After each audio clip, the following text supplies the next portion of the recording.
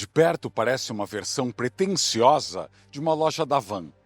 De longe é uma mistura de mansão do Gustavo Lima com uma loja da Apple, com anorexia.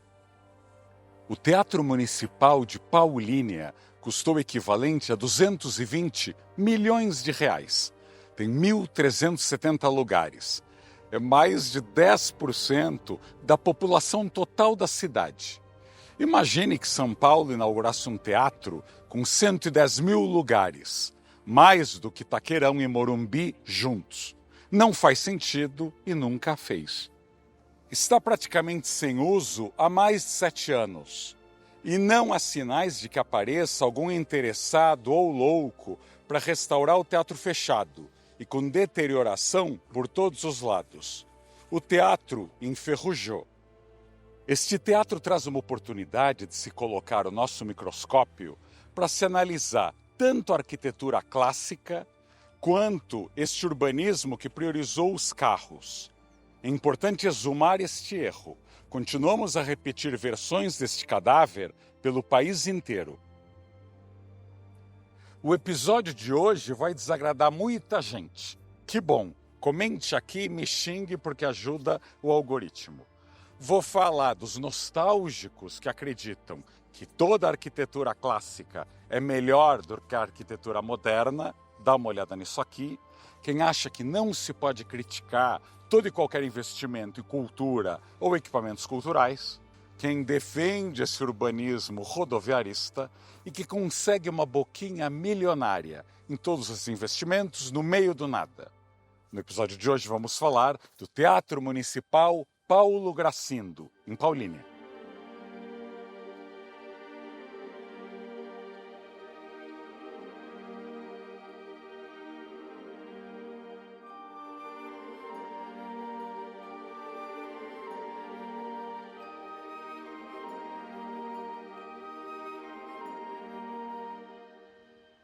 O polo petroquímico de Paulínia jorrava dinheiro quando esse teatro foi inaugurado em 2008.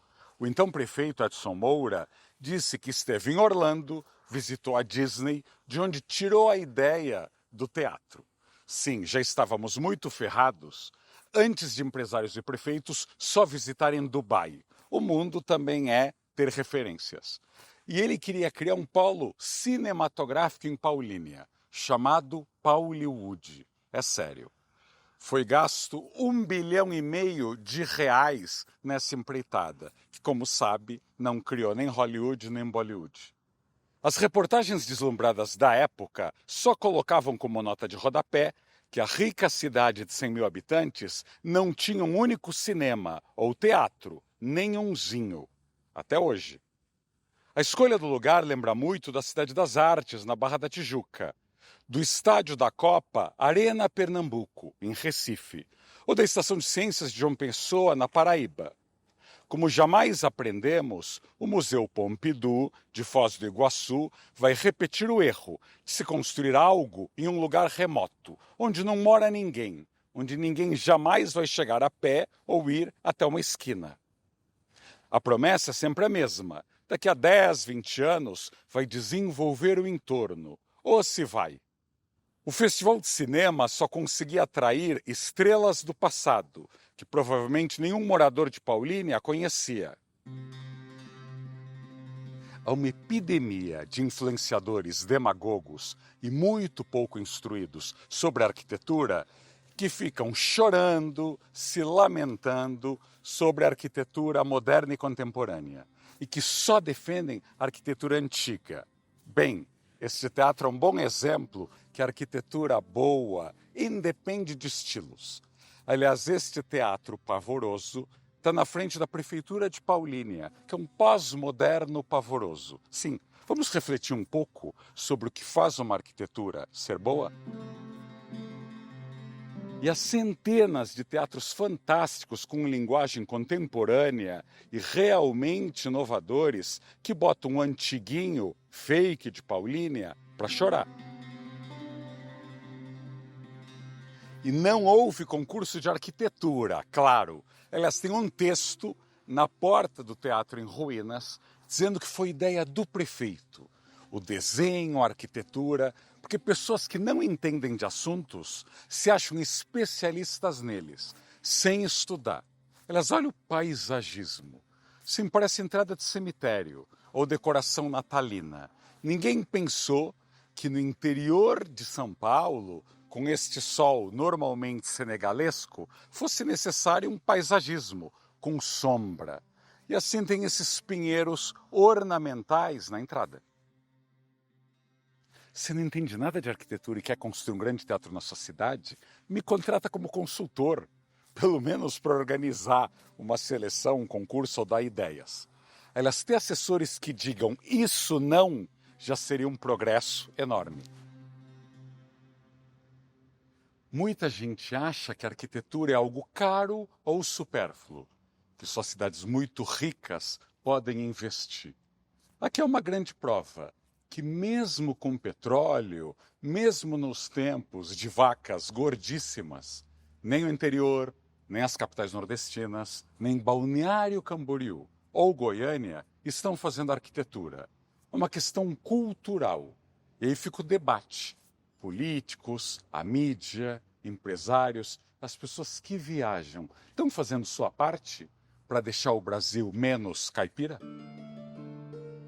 Infelizmente, o apetite do interior de São Paulo por cultura e artes se parece ao das pessoas que se entopem com canetinhas de Monjaro ou Ozempic. Não é uma grande fome.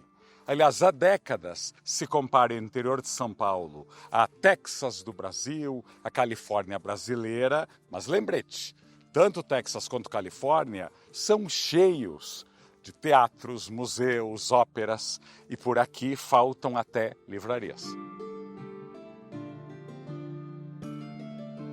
Elas têm algo engraçado neste greco paulista. Essas colunas não são colunas de sustentação, são colunas ornamentais. Mas que decoração com colunas tão baratas! Elas são ocas, elas só sustentam este pequeno pórtico, nada a ver com o prédio atrás. Poxa, se é para decoração, elas tinham que trazer alguma beleza. Não deu certo. A manutenção de um teatro é mais cara do que a construção. Então, lugares sérios, responsáveis e que pensam a longo prazo, criam espaços multifuncionais. É o teatro que pode ter balé, escola, shows, música, teatro, orquestras. Que tem um restaurante, um bar ou uma lojinha.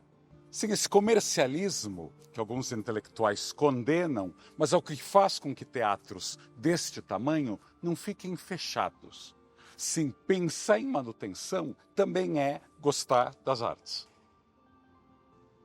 O teatro já foi vandalizado, por fora e por dentro. E a Prefeitura de Paulínia, há alguns anos, decidiu fazer uma oferta para uma concessão privada, para que alguém restaure o prédio, devolva o seu esplendor e que tenha que ser responsável pela manutenção. Ainda não apareceu ninguém. Eu perguntei várias vezes para a Prefeitura de Paulínia como anda esse processo e ninguém me respondeu.